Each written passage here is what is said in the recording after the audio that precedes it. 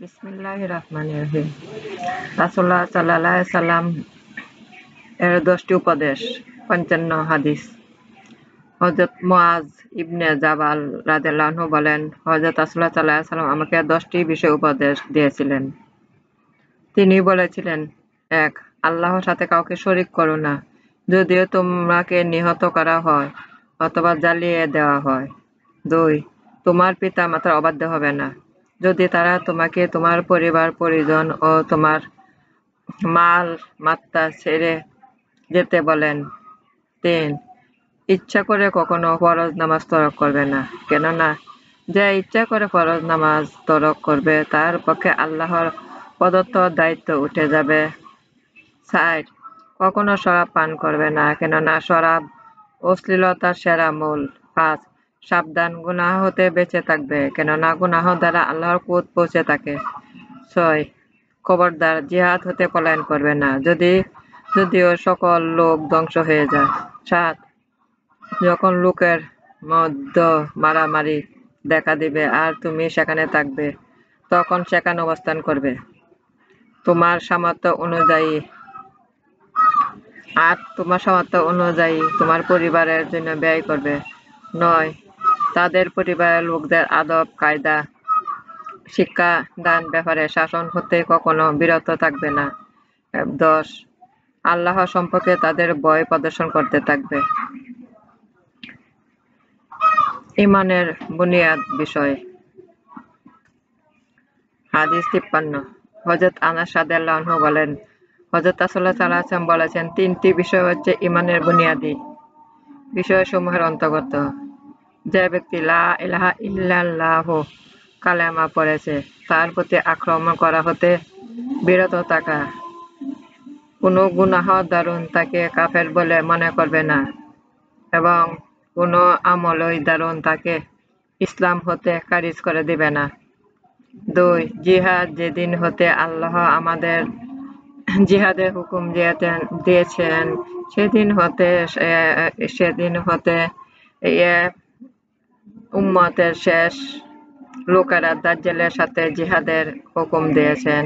সেদিন হতে উম্মত শেষ লোকেরা দাজ্জালের সাথে জিহাদ করা পর্যন্ত চলতে থাকবে। কোনো অবিচারী শাসকের অবিচার বা কোনো সুবিচার হাকিমের সুবিচার জিহাদকে বাতিল করতে পারবে না এবং তাকদীরের বিশ্বাস। আবু দাউদ।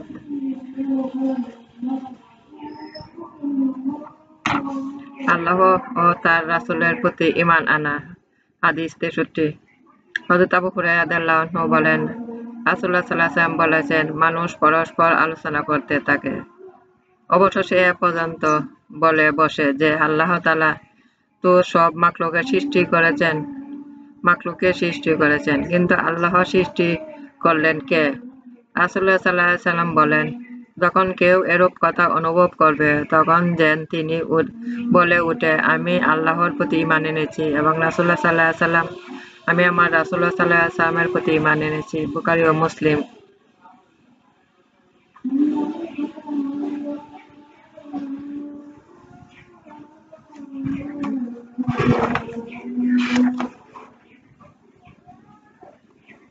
শয়তানের সিংহাসন পানির উপর।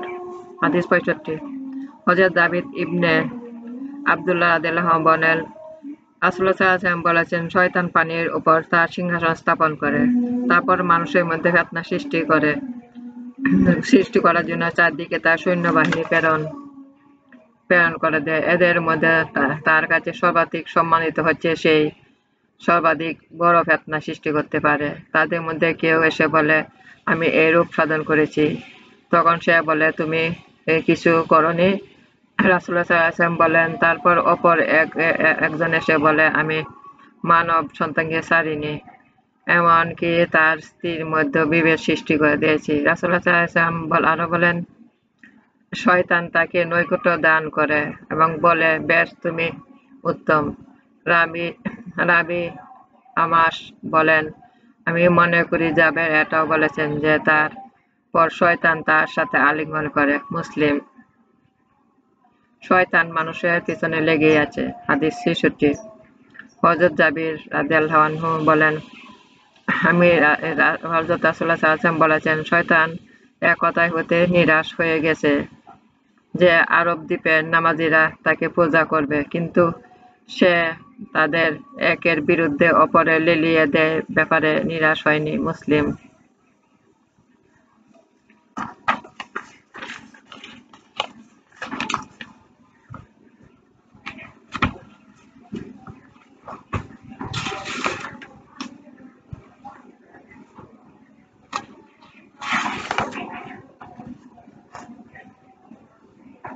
রাসূলুল্লাহ সাল্লাল্লাহু আলাইহি ওয়াসাল্লাম মেসওয়াকের প্রতি বেশি গুরুত্ব দিতেন।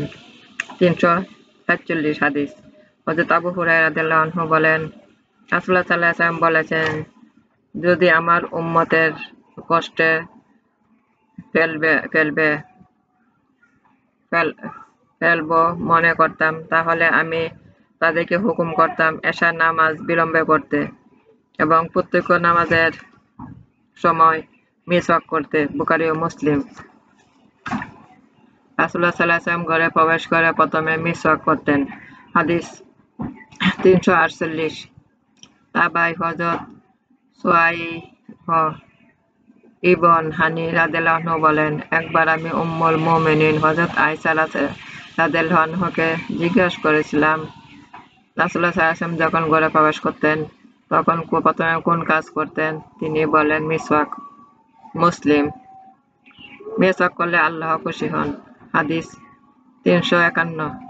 হযরত আয়েশা রাদিয়াল্লাহু আনহা বলেন, রাসূলুল্লাহ সাল্লাল্লাহু আলাইহি ওয়াসাল্লাম বলেছেন, মিসওয়াক হলো মুখ পরিষ্কারকারী এবং আল্লাহ সন্তুষ্ট লাভের উপায়। শাফিঈ, আহমদ, দামেরি, নাসাঈ এবং বুখারী বিনা সনদে।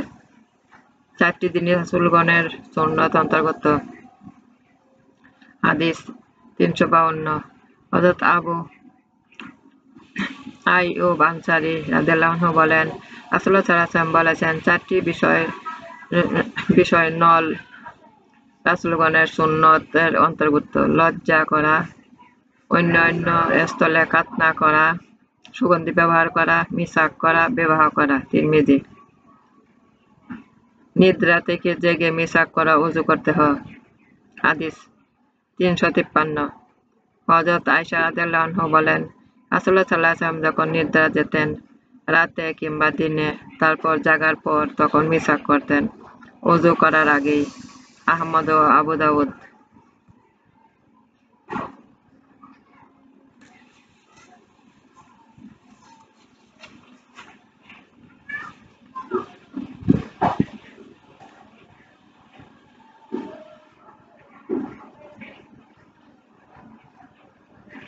ঘুম থেকে উঠে হাত না ধুয়ে পানির পাত্র রাখবে না। হাদিস ৩৬১। হযরত আবু হুরায়রা রাদিয়াল্লাহু আনহু বলেন, রাসূলুল্লাহ সাল্লাল্লাহু আলাইহি ওয়াসাল্লাম বলেছেন, যখন তোমাদের কেউ ঘুম থেকে জেগে ওঠে তখন সে যেন আপন হাত পানির পাত্রে ডুবায় যে পর্যন্ত না তা ৩ বার ধুয়ে নেয়, কেননা সে জানে না তার হাত রাতে কোথায় ছিল। বুখারী ও মুসলিম।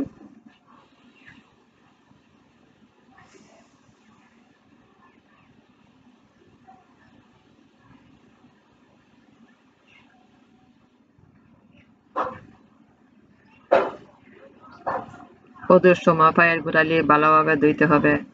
হাদিস ৩৬৩। হযরত আব্দুল্লাহ ইবনে আমর রাদিয়াল্লাহু আনহু বলেন, রাসূলুল্লাহ সাল্লাল্লাহু আলাইহি ওয়াসাল্লাম এর সাথে মক্কা থেকে মদিনা প্রত্যাবর্তন করার পথে যখন রাস্তায় একটি পানির কুয়ার কাছে পৌঁছালাম, আমাদের মধ্যকার কতক লোক আসরের সময় তাড়াতাড়ি ওযু করে গেলেন এবং তাড়াহুড়া করে ওযু করলেন। তারপর আমরা তাদের কাছে পৌঁছালাম, দেখলাম তাদের পায়ের গোড়ালি শুষ্ক, চকচক করছে, সেখানে পানি পৌঁছায়নি। এটা দেখে রাসূলুল্লাহ সাল্লাল্লাহু আলাইহি ওয়াসাল্লাম বললেন, সর্বনাশ! গোড়ালিসমূহের ৬ অংশ দোযখে যাবে, পূর্ণভাবে ওযু করবে। গোড়ালিসমূহের ৬ অংশ দোযখে যাবে, পূর্ণভাবে ওযু করবে। মুসলিম। ওযু করলে পাগড়ির উপর মসহ করা যায়। হাদিস ৩৬৪। হযরত মুগীরা ইবনে শুবা রাদিয়াল্লাহু আনহু বলেন, রাসূলুল্লাহ সাল্লাল্লাহু আলাইহি ওয়াসাল্লাম বলেছেন, ওযু করলে এবং মাসওয়া করলে নাসিয়ার উপর এবং পাগড়ির উপর মোজাদ্দেরের উপর। মুসলিম। প্রত্যক্ষ কাজ ডান দিক থেকে শুরু করা উচিত। হাদিস 365। হযরত আয়েশা রাদিয়াল্লাহু আনহা বলেন, রাসূলুল্লাহ সাল্লাল্লাহু আলাইহি ওয়াসাল্লাম বলেছেন, যথাসম্ভব প্রত্যক্ষ কাজেই ডান দিক থেকে শুরু করতে ভালোবাসতেন। তাহারাতে মাথা আঁচড়াতেন ও জুতা পরতেন। বুখারী ও মুসলিম। রাসূলুল্লাহ সাল্লাল্লাহু আলাইহি ওয়াসাল্লাম কোন সময় ওযু অঙ্গ দুইবার ধুয়েছেন? প্রত্যক্ষ ওযুর মধ্যে প্রত্যক্ষ অঙ্গ 3 বার ধুইতে হয়। হাদিস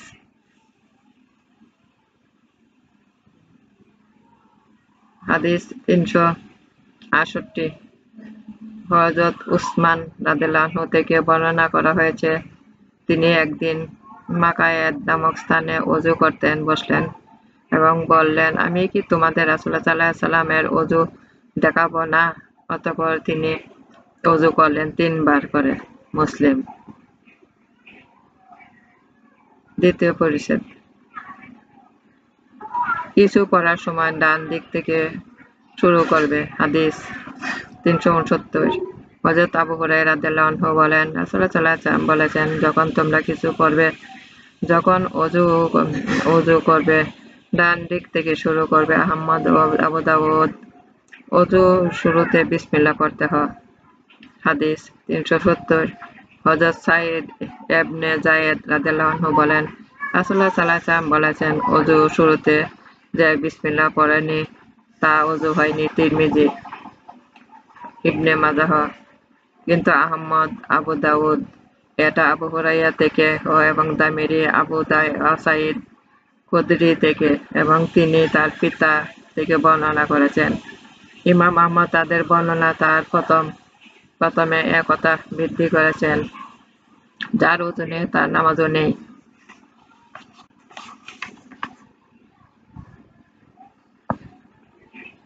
ওযু করলে পায়ের আঙ্গুল খিলাল করতে হয়। হাদিস 373। হযরত মুস্তাওরিদ ইবন শাদ্দাদ রাদিয়াল্লাহু আনহু বলেন, আমি দেখি রাসূলুল্লাহ সাল্লাল্লাহু আলাইহি ওয়াসাল্লাম যখন ওযু করতেন তখন বাম হাতের ছোট আঙ্গুলগুলি দিয়ে পায়ের আঙ্গুলগুলি সমূহ মলতেন। তিরমিজি, আবু দাউদ ও ইবনে মাজাহ। ওযু করতে দাঁড়িয়ে খেলাল করতে হয়। হাদিস 374। হযরত আনাস রাদিয়াল্লাহু আনহু বলেন, রাসূলুল্লাহ সাল্লাল্লাহু আলাইহি ওয়াসাল্লাম যখন ওযু করতেন এক কোষ পানি নিতেন, অতঃপর তা চিবুকের নিচ দিয়ে দাড়িতে প্রবেশ করাতেন এবং তা দিয়ে দাড়িকে খিলাল করাতেন এবং বলতেন, পরওয়ারদিগার আমাকে এমন করতে আদেশ করেছেন। আবু দাউদ। সাহাবাগণ রাসূলুল্লাহ সাল্লাল্লাহু আলাইহি ওয়াসাল্লামের মতো ওযু করতেন। হাদিস 377। তাবেঈ হযরত আবেদ কয়েস রাদিয়াল্লাহু আনহু বলেন, আমি বসে হযরত আলীর দিকে তাকিয়েছিলাম যখন তিনি ওযু করছিলেন। তিনি ডান হাত পানির মধ্যে প্রবেশ করালেন এবং পানি দিয়ে মুখ কুলি করলেন, নাকে পানি দিলেন, অতঃপর বাম হাতে দিয়ে তা ঝাড়ালেন। এরপর তিন তিনবার করলেন। অতঃপর কেউ যদি রাসূলুল্লাহ সাল্লাল্লাহু আলাইহি ওয়াসাল্লামের ওযু দেখে আনন্দ লাভ করতে চায়, তবে দেখুক এটাই ছিল তার ওযু। দামিরি। ওযুর সময় 3 বার কুলি করতে হয়। হাদিস 378। হযরত আব্দুল্লাহ ইবনে আব্বাস রাদিয়াল্লাহু আনহু বলেন, আমি রাসূলুল্লাহ সাল্লাল্লাহু আলাইহি ওয়াসাল্লামকে দেখেছি, তিনি কুলি করতেন ও নাকে পানি দিয়েছেন একই কোষ দিয়ে। তিনি এমন 3 বার করেছেন। আবু দাউদ, তিরমিজি।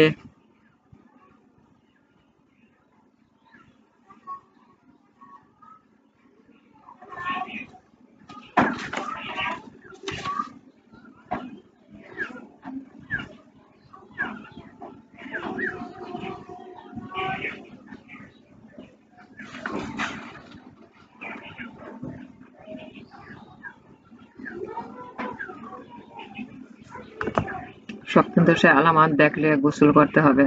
হাদিস 405। হযরত আয়েশা রাদিয়াল্লাহু আনহু বলেন, একদিন রাসূলুল্লাহ সাল্লাল্লাহু আলাইহি ওয়াসাল্লাম জিজ্ঞেস করা হলো, কোন পুরুষ আর্দ্রতা পাচ্ছে অথচ সপ্তদোষের কথা মনে পড়ছে না, সে কি করবে? তিনি বললেন, সে গোসল করবে। অপরপক্ষে কোন পুরুষ স্মরণ করেছে তারপর দোষ হয়েছে অথচ আর্দ্রতা কোথাও পাচ্ছে না, তিনি বললেন, তার উপর গোসল করা ফরজ নয়। এ সময় উম্মে সুলাইম জিজ্ঞাসা করলেন, রাসূলুল্লাহ, যে স্ত্রীলোক এমন ভাবে দেখবে তার উপর কি গোসল করা ফরজ হবে? রাসূলুল্লাহ সাল্লাল্লাহু আলাইহি ওয়াসাল্লাম, হ্যাঁ, স্ত্রীলোকের পুরুষের মতো। তিরমিজি, আবু দাউদ, দামেরি ও ইবনে মাজাহ। ইবনে মাজাহ।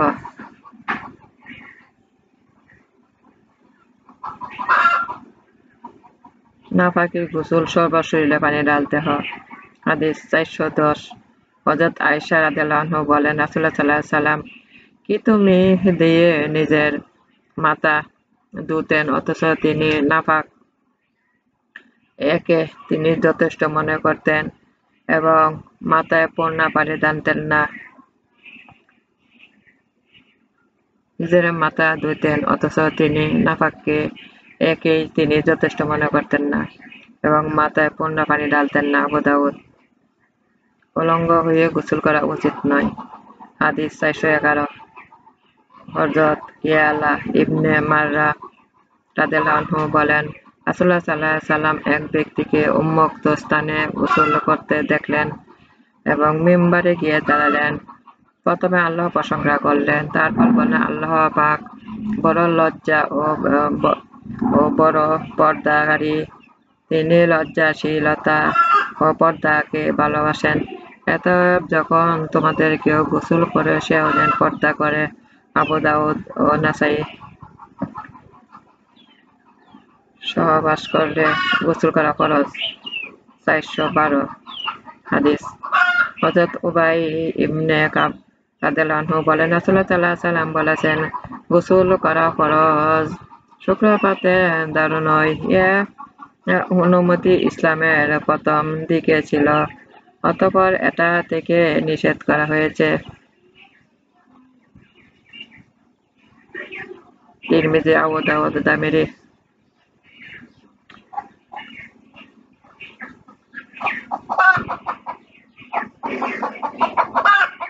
জুম্মার দিনে গোসল ওয়াজিব। 417। হযরত আবু সাঈদ খুদরী রাদিয়াল্লাহু আনহু বলেন, রাসূলুল্লাহ সাল্লাল্লাহু আলাইহি ওয়াসাল্লাম বলেছেন, জুম্মার দিনে গোসল করা ওয়াজিব প্রত্যেক বালেগের উপরও। বুখারী ও মুসলিম। 4 কারণে গোসল করা যায়। হাদিস 418। হযরত আয়েশা রাদিয়াল্লাহু আনহা থেকে বর্ণিত, রাসূলুল্লাহ সাল্লাল্লাহু আলাইহি ওয়াসাল্লাম 4 কারণে গোসল করতেন: নাফাকের কারণে, জুম্মার দিন, সিঙ্গা লাগানোর কারণে এবং মুর্দার গোসল দানের কারণে। আবু দাউদ। জুম্মার দিনে গোসল করা উত্তম কাজ। হাদিস 420।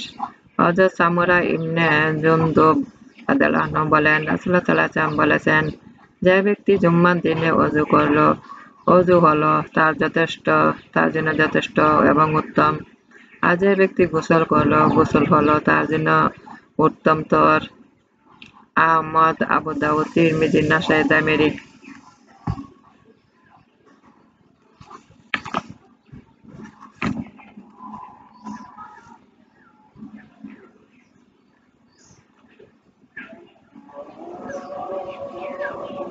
নাপাকি অবস্থায় ওযু করাটাই ঘুমাতে হয়। হাদিস 427। হযরত ইবনে ওমর রাদিয়াল্লাহু আনহু বলেন, হযরত উমর ইবনে খাত্তাব রাদিয়াল্লাহু আনহু একবার রাসূলুল্লাহ সাল্লাল্লাহু আলাইহি ওয়াসাল্লাম এর কাছে আরজ করলেন। রাতে তিনি জানাবতে পতিত হন। রাসূলুল্লাহ সাল্লাল্লাহু আলাইহি ওয়াসাল্লাম তাকে বললেন,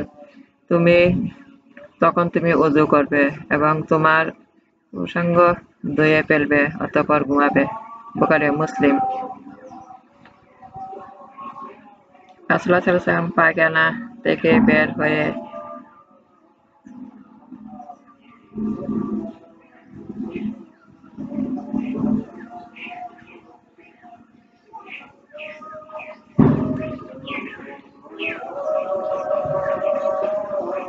ঋতুবতী মহিলা কোরআন স্পর্শ করবে না। হাদিস 632। হযরত ইবনে ওমর রাদিয়াল্লাহু আনহু বলেন, রাসূলুল্লাহ সাল্লাল্লাহু আলাইহি ওয়াসাল্লাম বলেছেন, ঋতুবতী অবস্থা শিখে এবং নাফাকি ব্যক্তি কোরআনের কিছুই পড়বে না। তিরমিজি। নাফাক অবস্থা মসজিদে প্রবেশ নিষেধ। হাদিস 433। হযরত আয়েশা রাদিয়াল্লাহু আনহা বলেন, একবার রাসূলুল্লাহ সাল্লাল্লাহু আলাইহি ওয়াসাল্লাম বললেন, এ সকল ঘরের দরজা মসজিদের দিকে মসজিদ থেকে ফিরিয়ে দাও, কেননা আমি মসজিদকে ঋতুবতী স্ত্রী ও নাফাকি ব্যক্তির জন্য জায়েজ মনে করি না। আবু দাউদ। 3 ব্যক্তির কাছে ফেরেশতা আসে না। হাদিস 435। হযরত আম্মার ইবনে ইয়াস রাদিয়াল্লাহু আনহু বলেন, রাসূলুল্লাহ সাল্লাল্লাহু আলাইহি ওয়াসাল্লাম বলেছেন, 3 ব্যক্তির কাছে রহমতের ফেরেশতা আসে না: কাফেরের মৃতদেহ, কালক ব্যবহারকারী এবং নাফাকি ব্যক্তি, কিন্তু সে যদি ওযু করে। আবু দাউদ। কোরআন পবিত্র হয়ে স্পর্শ করতে হবে। হাদিস 436। হযরত আব্দুল্লাহ ইবনে আবু বকর ইবনে মুহাম্মদ ইবনে আমর ইবনে হাজম থেকে বর্ণিত আছে, রাসূলুল্লাহ সাল্লাল্লাহু আলাইহি ওয়াসাল্লাম আমর ইবনে হাজমের কাছে যে পত্র লিখেছেন তাতে কথা ছিল, পাক ব্যক্তি ছাড়া যেন কেউ কোরআন স্পর্শ না করে। মালিক ও দারাকুতুনি।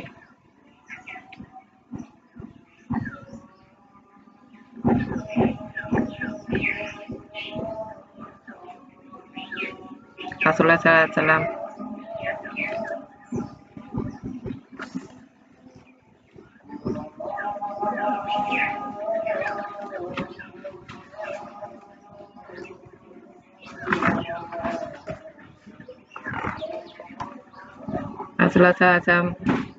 বদ্ধ পানিতে প্রস্রাব করা নিষেধ করেছেন। হাদিস 444। হযরত জাবির ইবনে আব্দুল্লাহ রাদিয়াল্লাহু আনহু বলেন, রাসূলুল্লাহ সাল্লাল্লাহু আলাইহি ওয়াসাল্লাম নিষেধ করেছেন বদ্ধ পানিতে প্রস্রাব করতে। মুসলিম।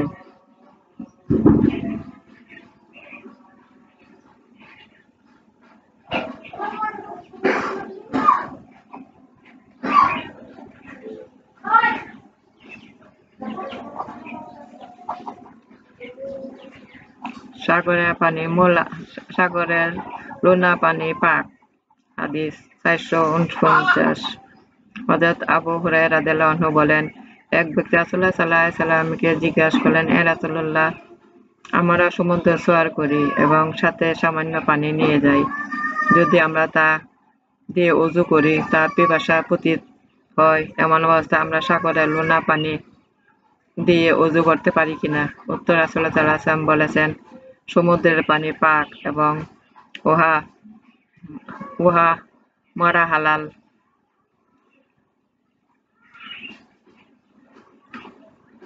মালিক, তিরমিজি, আবু দাউদ, নাসাই, ইবনে মাজাহ ও দামেরি।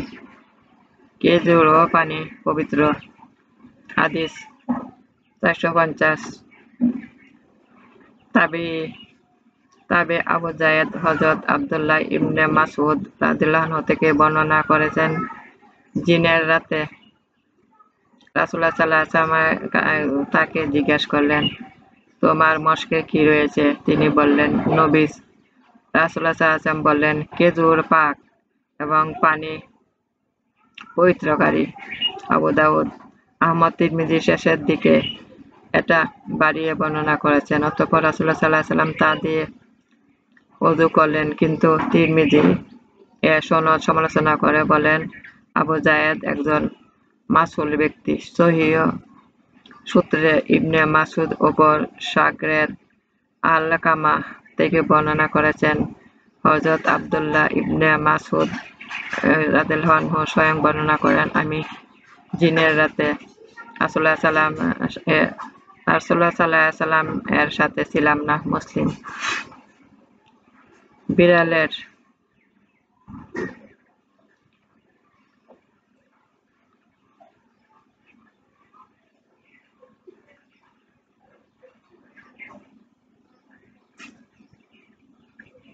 হালাল খাদ্য মিশ্রিত পানিতে গোসল। হাদিস 454।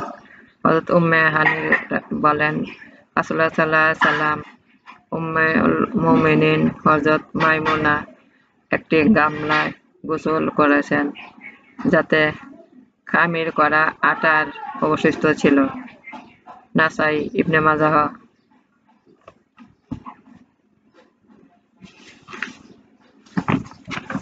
হিংস্র জন্তু পানিতে মুখ দিলে তা নাপাক।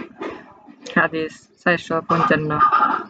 হযরত ইয়াহইয়া ইবনে আব্দুর রহমান বলেন, একবার হযরত ওমর ইবনে খাত্তাব এর কাফেলার সাথে বের হলেন, যাদের মধ্যে হযরত আমর ইবনুল আস রাদিয়াল্লাহু আনহু ছিলেন। চলতে চলতে তারা একটি হাউজের কাছে পৌঁছালেন। তখন ইবনুল আসলেন, বললেন, হে হাউজের মালিক, তোমার হাউজে কি হিংস্র জন্তু পান করে আসে? এ সময় হযরত ইবনুল খাত্তাব বলেন, হে হাউজের মালিক, আমাদের এ সংবাদ দিল না। এ পানি ঘাটে কখনো আমরা আসি আর কখনো জন্তুরা আসে। মালিক,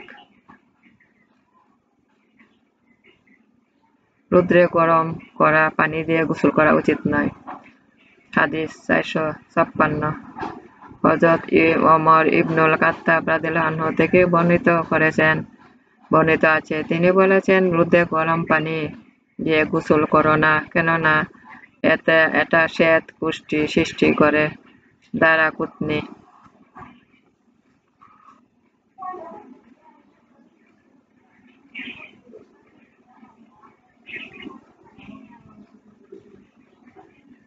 কুকুর কোনো পাত্রে মুখ দিলে তা 7 বার ধৌত করবে।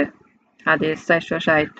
হযরত আবু হুরায়রা রাদিয়াল্লাহু আনহু বলেন, রাসূলুল্লাহ সাল্লাল্লাহু আলাইহি ওয়াসাল্লাম বলেছেন, যখন তোমাদের কারো পাত্রে কুকুর পান করে সে যেন তাকে 7 বার ধোয়।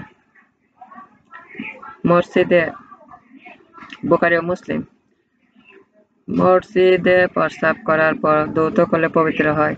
হাদিস 461। হযরত আবু হুরায়রা রাদিয়াল্লাহু আনহু বলেন, একদিন এক বেদুইন মসজিদে প্রস্রাব করে দিল। লোক তাকে ঘিরে ধরল। তখন রাসূলুল্লাহ সাল্লাল্লাহু আলাইহি ওয়াসাল্লাম তাদেরকে বললেন, তাকে ছেড়ে দাও এবং তার প্রস্রাবের উপর 1 বালতি পানি ঢেলে দাও, কেননা তোমাদের সহজ পন্থা অবলম্বনকারী হিসাবে পাঠানো হয়েছে, জটিলতা সৃষ্টিকারী রূপে নয়। বুখারী। কাপড়ে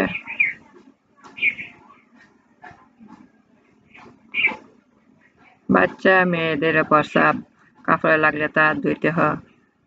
হাদিস 468। হযরত লুবাবা বিনতে হারেস রাদিয়াল্লাহু আনহু বলেন, এক সময় হুসাইন ইবনে আলী রাদিয়াল্লাহু আনহু রাসূলুল্লাহ সাল্লাল্লাহু আলাইহি ওয়াসাল্লাম এর কোলে ছিলেন এবং তিনি তার কাপড় পেশাব করে দিলেন।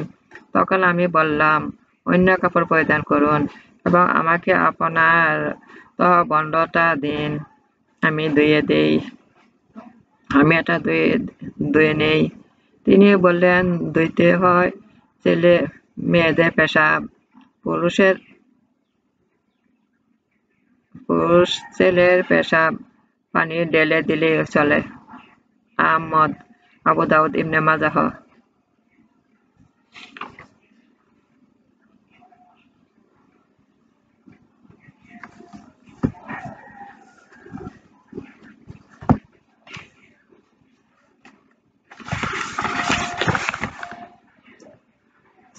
আমার নামাজ আমার উপাসনা, আমার জীবন, আমার মরণ সব আল্লাহরই।